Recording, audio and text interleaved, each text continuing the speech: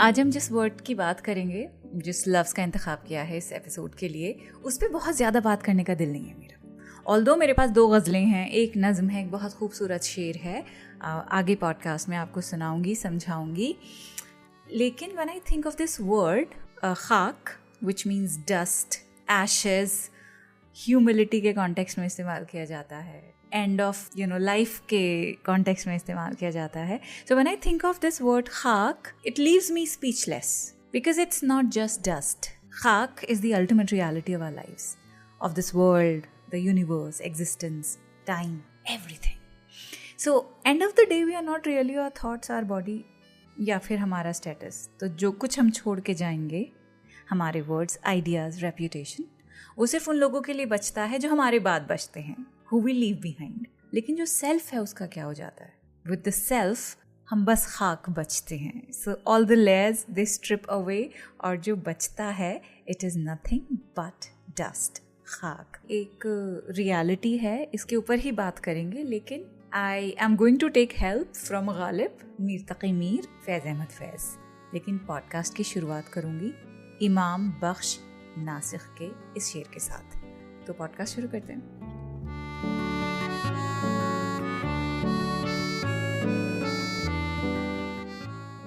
The Quint पर शुरू हो चुका है उर्दू नामा. मेरा नाम है फबीहा सैयद. आज हम बात कर रहे हैं खाक की. एक बार फिर से बता दूं इसका मतलब क्या होता है. It means dust, ashes, humility, end of our ego. हमारे सेल्फ का जब खात्मा हो जाता है तो खाक बचती है.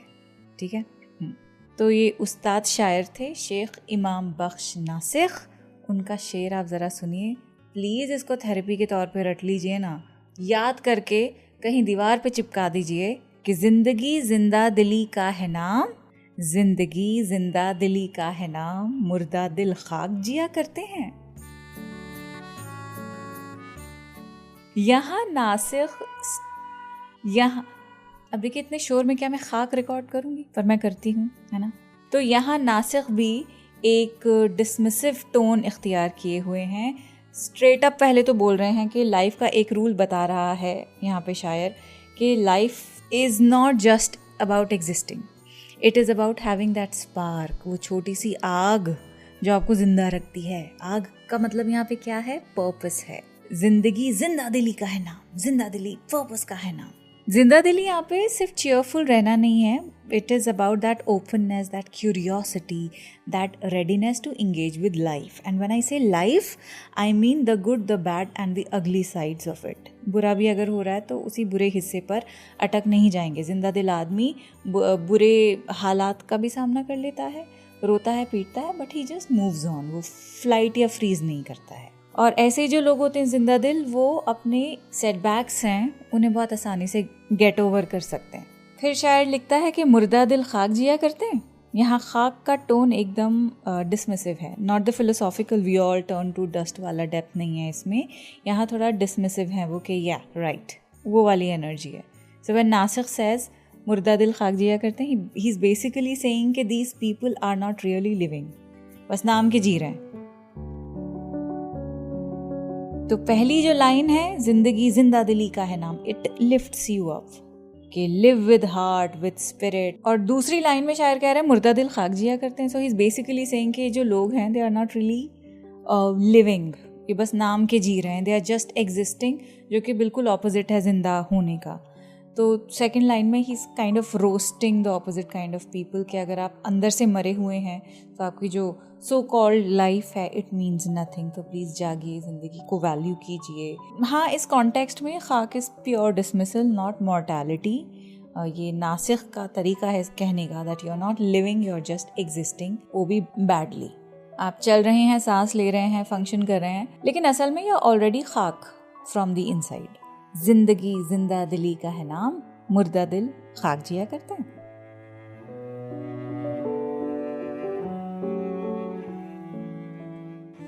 अब आपको हम सुनाएंगे मिर्ज़ा गालिब का ये शेर और फिर समझाएंगे और क्या है ये शेर. हमने माना कि तगाफुल ना करोगे लेकिन, हमने माना कि तगाफुल ना करोगे लेकिन, खाक हो जाएंगे हम तुमको खबर होते तक. देखिए गालिब यहाँ कह रहे हैं कि ठीक है, मान लिया तुम मुझे इग्नोर नहीं करोगे, लेकिन by the time you actually notice I will be long gone. ताना है एक तरह का। पहले तो कह रहे हैं कि माना के तगाफुल ना करोगे, लेकिन गफलत की शिकायत कर रहे हैं। गाफिल यानी ओब्लिवियस। गाफिल पे एक एपिसोड बनाया है पूरा, ज़रा पलट के देखिएगा उर्दूनामा की प्लेलिस्ट। गाफिल वो होता है जो ओब्लिवियस होता है। ओब्लिवियन का मतलब होता है तगाफुल, तो गाफिल आया है तगाफुल से कि हमने माना कि तगाफुल ना करोगे। यहाँ एक कंट्रोल्ड पोलाइट सा स्टेटमेंट है। हाँ, मुझे पता है तुम मुझे इग्नोर नहीं करोगे, इसीलिए नेक्स्ट लाइन में he goes all gun blazing शिकवा, खाक हो जाएंगे हम तुमको खबर होते तक। यहाँ खाक का मतलब है मैं मर चुका हूँगा, मिट्टी हो चुका हूँगा, यानी it will be too late. So it's not just physical death. ये खाक यहाँ फाइनलिटी का सिंबल है। जब तक तुम खबर लोगे हमारी, मैं सिर्फ एक याद, एक डस्ट पार्टिकल बन चुका हूँगा। Too late my friend. खाक हो जाएंगे हम तुमको खबर होते तक, ये सिर्फ एक डायमेंशन में काम नहीं कर रहा है यहाँ पे, इट्स लेयर्ड। पहली रीडिंग बहुत ऑब्वियस है, इट मीन्स फिजिकल डेथ, कि जब तक हमें अटेंशन दोगे हम मर चुके होंगे। मतलब जब तक तुम समझोगे हमारी मोहब्बत, मैं लिटरली मिट्टी बन चुका हूँगा तुम्हारी ज़िंदगी से, gone, finished, bye bye. But Ghalib यहाँ एक सटल लहजे में एक और चीज़ कह रहे हैं, इमोशनल डेथ। वो कह रहे हैं कि even if I am alive I won't be the same person. मतलब इस तरह से भी समझ सकते हैं इस मिसरे को, by the time you finally turn towards me, मैं वो बंदा ही नहीं रहूँगा जो तुमसे मोहब्बत करता था, जो वार्मथ, जो बैंडविड्थ, जिस कैपेसिटी से तुम्हारे लिए मैं जज्बात रखता था, वो सब खाक हो चुका होगा। यहाँ शायर दोनों तरह से खाक होने की बात कर सकता है। मॉर्टल लॉस का दर्द भी वो आपको बता रहा है कि तुमको होगा अगर मैं नहीं रहूँगा फिजिकली। फिर इमोशनल अबैंडनमेंट का भी वो वार्निंग दे रहा है कि अगर इग्नोर करते रहोगे अल्टीमेटली फिर मैं क्या करूँगा, इनडिफरेंट हो जाऊँगा। तो दोनों बातें आप इस शेर से समझ सकते हैं। And here I am with Ghalib, full on with Ghalib. Ignore me long enough and you won't just lose my presence, you lose the version of me that loved you। ये लाइन, ये सारी आशिकी के ऊपर आप चिपका लीजिए, किसी को इतनी इम्पोर्टेंस मत दीजिए। हम एक फिल्म देख रहे थे जिसमें जो हीरो होता है ना, हीरोइन के हाथ धो के पीछे पड़ा होता है। हीरोइन बार बार उससे कह रही है कि मैं तुमसे मोहब्बत नहीं करती हूँ, प्लीज़ मेरा पीछा छोड़ दो, I don't feel the same way. But वो इतना चेप हो जाता है हीरो कि मुझे उलझन होने लगती है टीवी देखते देखते, और मुझसे ज़्यादा मेरी अम्मी परेशान हो जाती हैं। एंड देन शी सेज, इसको कोई बोलो, ये खुदा के पीछे इतना भागे तो देखो कितनी इसकी ज़िंदगी संवर जाए। इतना आप ऊपर वाले को मनाइए, इतना पीछे आप किसी और चीज़ के भागिए जो कि इंसान ना हो, आपका कोई पर्पस हो सकता है, गोल हो सकता है, खुदा हो सकता है, कैन बी एनीथिंग। वो कितना रिवॉर्डिंग होगा। इंसान के पीछे क्यों अपनी कोई ज़िंदगी ख़राब करेगा भाग भाग के। सो या हमने माना कि तगाफुल ना करोगे, लेकिन खाक हो जाएंगे हम तुमको खबर होते तक। इस गज़ल के कुछ आइकॉनिक अशार में पढ़ना चाहती हूँ। खाना हजम नहीं होने वाला है, ना आपका ना मेरा, तो पढ़ देते हैं, ठीक है। गालिब लिखते हैं, आह को चाहिए एक उम्र असर होते तक, कौन जीता है तेरी जुल्फ के सर होते तक। आशिकी सब्र तलब और तमन्ना बेताब, दिल का क्या रंग करूं खूने जिगर होते तक। ता क़यामत शबे फुरक़त में गुजर जाएगी उम्र, 7 दिन हम पे भी भारी हैं सहर होते तक। हमने माना कि तगाफुल ना करोगे, लेकिन हमने माना कि तगाफुल ना करोगे, लेकिन खाक हो जाएंगे हम तुमको खबर होते तक। गमे हस्ती का असद किससे हो जुज मर्ग इलाज, शमा हर रंग में जलती है सहर होते तक। वाह। अब गालिब के बाद मीर का तोहफा।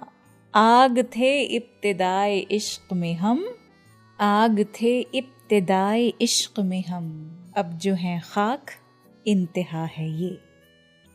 मीर तकी मीर का शेर, आग थे इब्तिदाए इश्क में हम, अब जो है खाक इंतहा है ये। सिर्फ मोहब्बत का सफ़र नहीं है, बल्कि तसव्वुफ़ का भी कंडेंस्ड लेसन है। शुरुआत होती है आग से, इब्तिदाए इश्क में वो जलती हुई आग, वो लगन, चाह, वो पैशन। वो इश्क़ मजाजी भी हो सकता है, इश्क़ मजाजी जब इश्क़ आप किसी इंसान से करते हैं, या फिर वो इश्क़ हकीकी भी हो सकता है जब इश्क़ खुदा से होता है।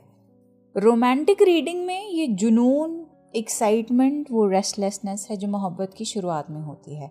तसव्वुफ़ की ज़ुबान में अगर आप समझें, ये आग है शौक़ की, डिवाइन यर्निंग की, जो इंसान के अंदर के जो हमारा नफ्स होता है, ईगो होती है, उसको जलाने का काम करती है ये आग। फिर आता है खाक। अब जो है खाक, इंतहा है। ये जो सफ़र की इंतहा है, सूफ़ी सेंस में ये फ़ना का मकाम है। फ़ना यानी किसी चीज़ का डिस्ट्रॉय हो जाना, डिस्ट्रक्शन। फ़ना पे एक एपिसोड मैंने किया है, बहुत तफसील से आपको फ़ना का मतलब बताया है। तो यहाँ पे फ़ना का मकाम है इंतहा, जिसमें खाक की बात की गई है। अपनी मैं, आई, my self, my, I me my self की पूरी सूरत मिट्टी मिट्टी हो जाती है खाक की जब हम बात करते हैं। जब ईगो की बात करते हैं, डिज़ायर्स और सेल्फ की पहचान हमारी सब मिट जाती है और सिर्फ माशूक का रंग बाकी रह जाता है, विच मीन्स हमारा माशूक जिससे मोहब्बत करते हैं, खुदा, एक हायर पावर, बस वो रह जाता है। सो रोमांटिक फ्रेम में अगर आप ये देखेंगे, टोटल सरेंडर है उस महबूब के लिए जो कि इंसान है। उसकी अच्छी बुरी हर चीज़ आपने कबूल कर ली है और उसको हर तरह से प्यार करने का आपने डेक्लेरेशन दे दिया है। अपने आप को पूरा आपने जला दिया है, कुछ भी नहीं रखा अपने पास। फायर से शुरू होता है सफ़र, एशेस पर ख़त्म हो जाता है। लेकिन ये जो एशेस हैं, ये एम्प्टीनेस नहीं है, ख़ात्मा नहीं है, ये बका का इशारा है। बका यानी जो बाकी रह जाता है, जहाँ बंदा अपने आप को फ़ना करने के बाद जो उसका बिलवड है, जो एक हायर पावर है, उसमें अपने आप को कायम कर लेता है कि मेरा खुदा जो है उससे मैं हूँ। उसकी अपनी मैं, अपना सेल्फ खुद ही जो है वो मिट जाती है, बाकी रह जाता है खुदा। तसव्वुफ़ का जो सेंट्रल आइडिया है, शुरुआत में आग जलाती है, अंजाम में खाक आपको क्लेंज कर देता है, और जब खाक बन जाते हैं तभी असल में मिल जाते हैं, तभी वो ट्रूथ बाहर निकल कर आता है। तो मीर तक़ी मीर ने दो तरह की इमेजरी आपके सामने रखी है, पूरा मकाम आपको समझा दिया है, इब्तिदा, शोला, इंतहा, खाक। मीर की जो गज़ल है ये काफ़ी तवील है, लेकिन इसके कुछ ऐसे अशार हैं बड़े ही बहुत ही अनफर्गेटेबल हैं, आपने कई बार सुने होंगे। तो वही मैं आपको एक फ्लो में पढ़ के सुनाना चाहती हूँ। हम है मजरूह माजरा है ये, वो नमक छिड़के है मज़ा है ये, आग थे इब्तिदाए इश्क में हम, अब जो है खाक इंतहा है ये। शुक्र उसकी जफा का हो न सका, दिल से अपने हमें गिला है ये। शोर से अपने हश्र है पर्दा, यूं नहीं जानता कि क्या है ये। तेग पर हाथ दम बदम कब तक, एक लगा चाक के मुद्दा है ये। गालिब और मीर के बाद अब आती है बारी फैज़ अहमद फैज़ की।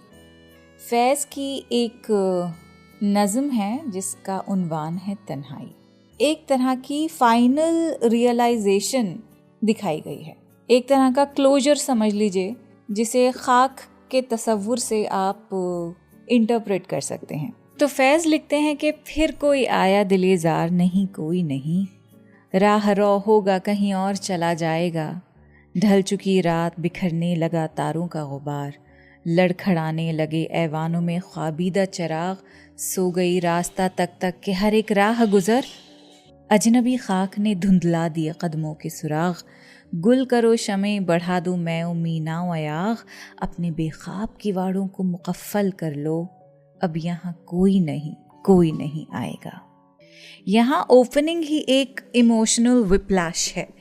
दिल को लगता है कि शायद वो आएगा जिसका इंतज़ार था, लेकिन एक सेकंड में रियलिटी थप्पड़ मार के आपको एहसास दिला देती है कि ऐसा कुछ नहीं होने वाला है।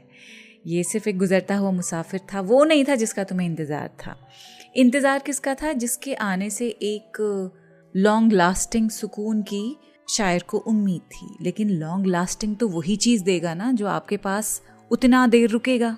तो कोई कंफर्ट देने के लिए नहीं आया है, ये सिर्फ एक मुसाफिर है, चला जाएगा, रुकेगा नहीं तुम्हारे पास।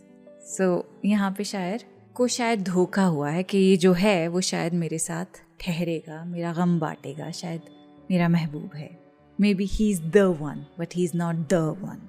तो ये सडन बिल्डअप और फिर एकदम से जो लेट डाउन होता है, ये इंस्टेंटली आपको रियलाइज़ कराता है कि क्या हुआ है। कोई आया है लेकिन वहम है, ये वो नहीं है जिसका इंतज़ार था।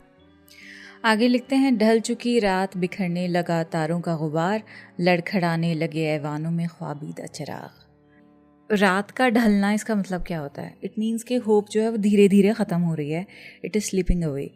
तारों का गुबार, गुबार यानी डस्ट, धूल, तारों का गुबार यानी वो धूल जिसमें तारे हों।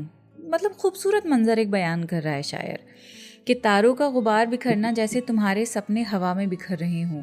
So it's a imagery, it's a description which is very beautiful and very painful because एक तरफ तो कह रहा है होप ख़त्म हो रही है, दूसरी तरफ वो लिखता है शायर के बिखरने लगा तारों का गुबार। जो खूबसूरती थी मेरे जहन में, जो उम्मीदें थीं, वो धूल की तरह बिल्कुल उड़ रही हैं, वो जा रही हैं, लीविंग मी। लड़खड़ाने लगे ऐवानों में ख्वाबीदा चराग। लौ कब लड़खड़ाती है? जब हवा चलती है। चराग एकदम से तो नहीं बुझता, जब बहुत तेज़ होती तो एकदम से बुझ जाता है, लेकिन जब हल्की हल्की हवा चलनी शुरू होती है तो वो लौ चराग की लड़खड़ाने लगती है। तो वही एक डिस्क्रिप्शन है, एक तस्वीर खींच रहा है शायर कि उम्मीद मेरी अब ख़त्म हो रही है। यहाँ पे जो चराग थे, जो इंतज़ार का प्रतीक हैं, जो कि किसी की आमद का प्रतीक हैं, वो बुझने लगे हैं। आगे लिखते हैं, सो गई रास्ता तक तक के हर एक राह गुज़र, अजनबी खाक ने धुंधला दिया कदमों के सुराग। यहाँ पर्सोनिफाई कर दिया है रास्ते को इंसान बनाकर यहाँ पे दिखा रहे हैं कि वो भी इंतज़ार कर करके सो गया है कि इसी रास्ते से, इसी पाथ से वो इंसान आएगा, वो कंफर्ट आएगा, पर वो नहीं आया। रास्ता भी सो गया है। और अजनबी खाक क्या है? ये मिट्टी जो अब तुम्हें पहचानती नहीं है। अजनबी खाक यानी पहले तुम जब आते थे, तुम्हारे कदमों के जो निशान थे वो पहचान थे कि हाँ भैया तुम आए हो, जाने पहचाने हो। अजनबी खाक यानी कोई ऐसा इंसान आया है जिसको तुम्हारा वहम हुआ है, जिसको हमने समझा कि शायद तुम हो, लेकिन वही पहले जो शायर कहता है कि राह रॉ होगा, कोई ट्रैवलर होगा, कहीं और चला जाएगा। तो यहाँ पे बेसिकली ही सेइंग कि हमें मुगालता हुआ है, कोई और आया था, कोई और समझे। तो कोई अजनबी था वो जिसको हम अपना समझे, और उसके जो फुटप्रिंट्स हैं, उनके चलने से जो धूल उड़ी है, उसको कहा जा रहा है यहाँ पे अजनबी खाक। यानी जो पहले तुम्हारे निशान हुआ करते थे, वक्त ने उन निशानों को इरेज कर दिया है। कोई और आया, हमको लगा तुम हो पर तुम नहीं थे। यहाँ पे खाक का मतलब, ये जो तस्वीर खींची है तो इज़ वेरी पोएटिक, लेकिन यहाँ खाक का मतलब सिर्फ डस्ट नहीं है, बल्कि वो फॉरगेटिंग है।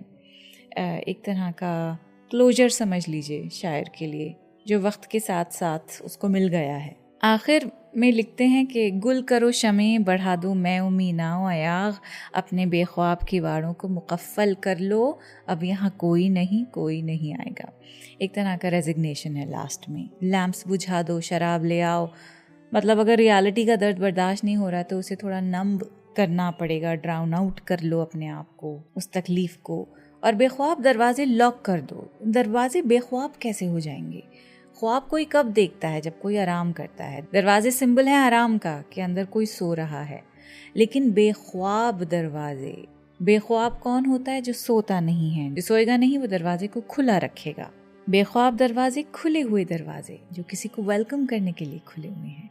अब कोई नहीं आएगा तो इनको अब लॉक कर दो, मुकफ़ल कर दो, अंदर से कुंडी लगा दो। ये दरवाजे तुम्हारे दिल के भी हो सकते हैं। सो एक फाइनल पंच है यहाँ पे, कोई नहीं आएगा यहाँ पे। ये फील कराता है, एक डेक्लेरेशन है शायर का, रियलाइजेशन है, बार बार हैमरिंग है, अब यहाँ कोई नहीं आएगा। ये जो होप का चैप्टर है बंद हो चुका है। आई विल स्टॉप वेटिंग, इंतज़ार यहीं ख़त्म, विच इज़ वेरी गुड। जितनी जल्दी क्लोजर मिले उतना बेहतर है, जितनी जल्दी यह एहसास हो उतना बेहतर है, क्योंकि जब तक आप एक दरवाज़ा बंद नहीं करेंगे, वो दरवाज़ा जिसे खुलना चाहिए वो कभी नहीं खुल पाएगा। जो चैप्टर खुलना चाहिए वो तभी खुलेगा जब पिछला वाला चैप्टर बंद होगा। Very simple.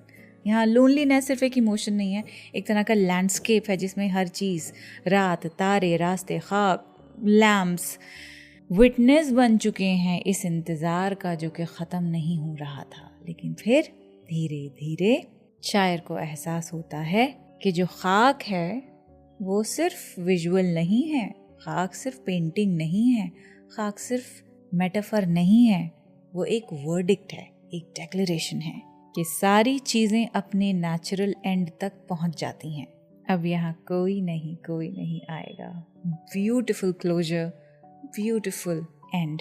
शायरी बहुत पसंद है मुझे, लेकिन एक इख्तलाफ भी है कि महबूब को मतलब एक ऐसा पेडेस्टल पे बिठा देते हैं जिसमें जो शायर है, जो मोहब्बत करने वाला इंसान है, खुद को बिल्कुल ख़त्म कर देता है, as a piece of art अच्छा है, अप्रिशिएट कीजिए, एंजॉय कीजिए, एंटरटेन हो जाइए, एजुकेट भी हो जाइए, लेकिन इसको असल ज़िंदगी में अगर अप्लाई करेंगे बड़ा ही डेंजरस रह जाएगा, बहुत ही ज़्यादा। तो शायरी से अगर आप अपनी ज़िंदगी को बेहतर बना सकते हैं तो ज़रूर बनाइए, क्योंकि असल मकसद यही है जो फैज़ बता रहे हैं कि हमको अपने आप को ख़त्म नहीं करना है, हमको जो कड़वी से कड़वी सच्चाई है उसे देखने की कोशिश करना है और उसे एक्सेप्ट करना है, एम्ब्रेस करना है और आगे बढ़ना है, रुके नहीं रहना है। हम भी आगे बढ़ेंगे अगले हफ्ते, तब तक ख्याल रखिए, आप भी, हम भी। जल्दी मिलेंगे। खुदा हाफिज़।